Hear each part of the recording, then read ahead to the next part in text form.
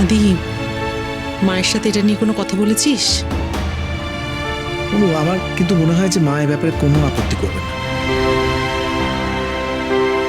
না, তা হয়তো থাকবে না, তবে ফাইনাল ডিসিশনের আগে একবার জেঠিমার সঙ্গে কথা বলে নিবি না?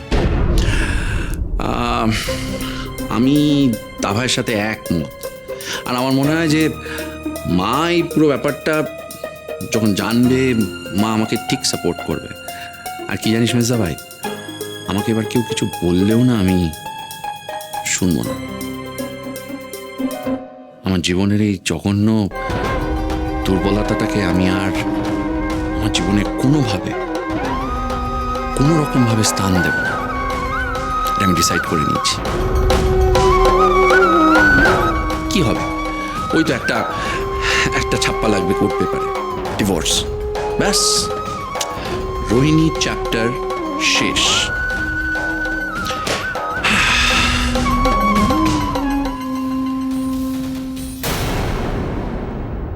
এ কি, তোমরা তো সিরিয়াস হয়ে গেলে কেন? Come on, cheer up.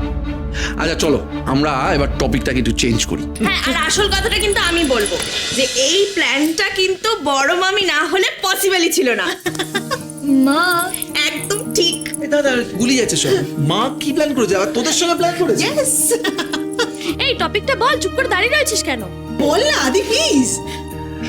আমরা যেটা প্ল্যান করেছি সেটা হলো আমাদের দাভাই নোলক বৌদিকে নিয়ে হানিমুনে যাবে। ইয়েস, হানিমুনে যেতে হবে আপনাকে। আরে শোন না, হয় না, কাজকর্ম আছে তো। আরে ঠিক আছে, কাজ করে তো সারা জীবন আছে। প্লিজ কাজকর্ম নিশ্চয়। আচ্ছা তুমি চুপ করে আছো কেন? তুমি তো আমাদের এখন যাওয়া উচিত। উচিত, সিরিয়াসলি বল বৌদি। আর কি জানিস তো, এই পুরোটা স্পন্সর করব আমি। সো এই নিয়ে আর কোনো ডিসকাশন নেই, মায়ের সাথে আমার কথা হয়ে গেছে, সো আপনাকে যেতে হবে। বলো।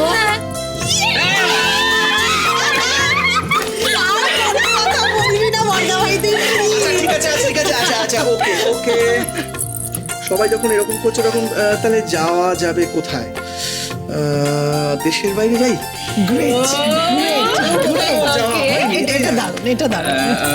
এক মিনিট, আমার জাস্ট একটা, আমি জানি তোরা সবাই বলবি যে বাগড়া দিচ্ছি, কিন্তু আমার একটা কথা আছে। এটা তো তোর চিরকালের স্বভাব, তুই ব্যাগরা দিচ্ছিস। আরে বাবা, তুই দিচ্ছিস কাজের কথা।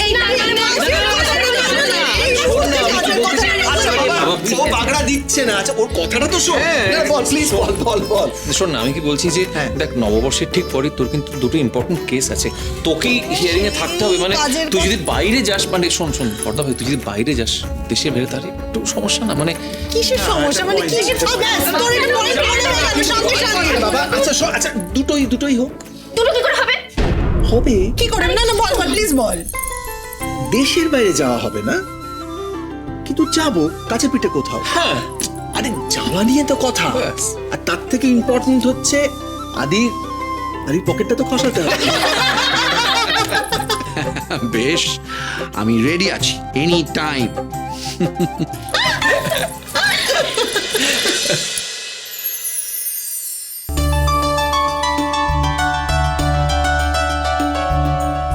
কি প্ল্যানটা কিরকম হলো?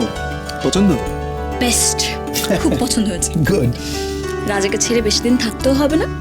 আর তার থেকে ইম্পর্টেন্ট কি বলতো, মানে আমরা যখন হানিমুন সেরে পৌঁছবো তোমার কাকাবাবু দেশের বাড়িতে, বাই দ্যাট টাইম রাজাবাবুকে নিয়ে বাড়ির লোকেরা ওখানে পৌঁছে যাবে।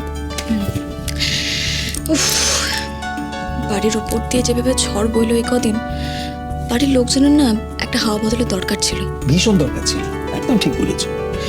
আর জানো, আমি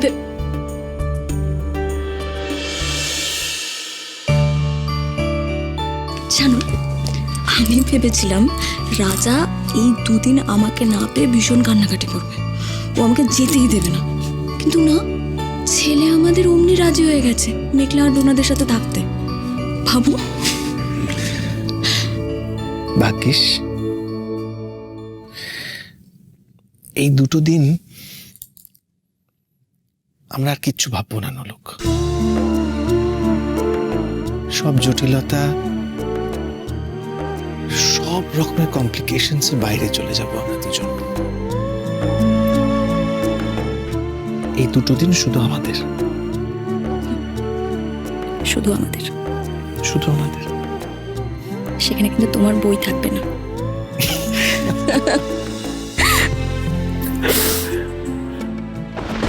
Thank you so much for the information.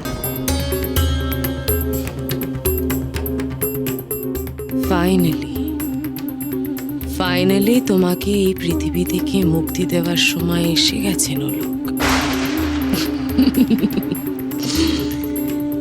কেউ তোমাকে বাঁচাতে পারবে না, কেউ না।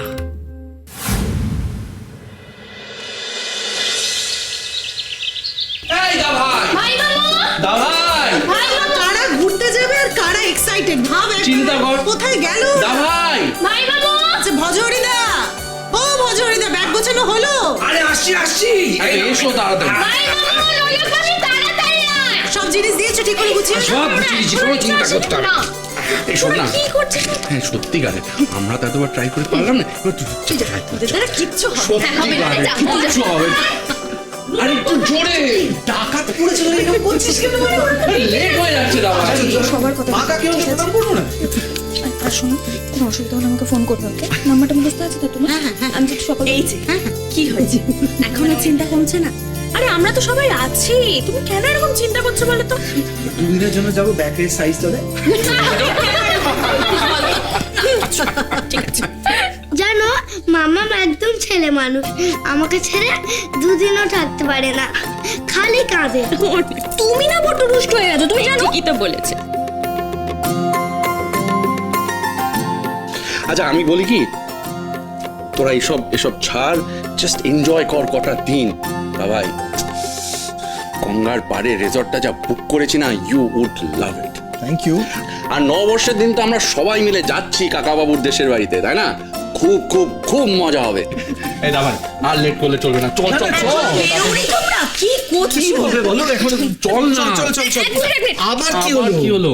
আমার সিঁদুর কৌটোটা এই দেখ, এই লোক রাস্তায় কিনে নেবে, বড় ভাই কিনে একটা বউকে সিঁদুর চলো, চলো, তো হবে না, ওর তো নিজের সিঁদুর কৌটোটাই যে আছে। ঠিক আছে, আমি এনে দিচ্ছি। কেন লাই দিচ্ছিস বলতো? আরে আমি এনে দিচ্ছি বলছি। আমি আছি একটা মিনিট দিক। মানে মানে আরে ননদ বৌদি, কি বলবি বলতো? Sir safe journey. ও থ্যাংক ইউ। এই শোনো অর্জুন, তোমার যদি এর মধ্যে কোনো প্রবলেম হয়, ইন দ্য মিন টাইম যদি কোনো কারণে মনে হয় আমাকে দরকার এবং হঠাৎ দেখছো আমাকে পাচ্ছ না, তাহলে তুমি অগ্নির সঙ্গে কথা বলে নিও। আর দা ভাই কটা দিনের তো ব্যাপার, ও ঠিক সামলে নেবে, ছাড় না। বলছি যে তোরা লেট হয়ে যাচ্ছিস কিন্তু। না আচ্ছা, শোনো এগুলো গাড়িতে রাখো তাড়াতাড়ি। হ্যাঁ বলছিলাম স্যার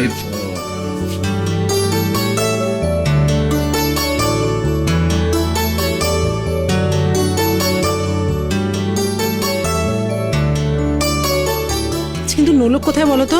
তুমি তো পাঠালে সিঁদুর কৌটো আনতে, এবার বোঝো। আমি ডাকছি। তোমায় ডাকতে হবে না, আবার গেলে দেরি হয়ে যাবে। এই টোনা দেখো তো নোলককে। তুই তো না চালি। তোর জন্য হয়েছে, তোর জন্য দিভাই। তুই করলি এটা। এই নোলক, আস্তে কি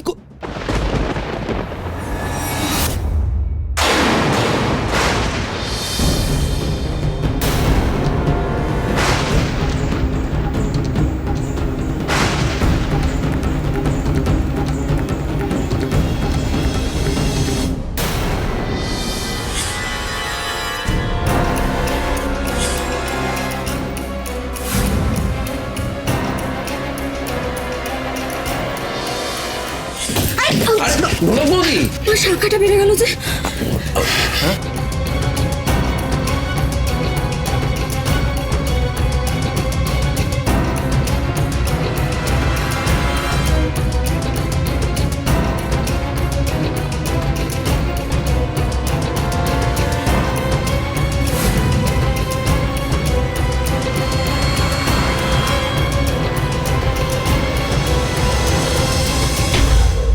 এই কি হয়েছে? এভরিথিং ইজ ফাইন, তো ভাঙেও নি, কিছুই হয়নি। আরে thank you. Everything is fine বলো, এরকম করো।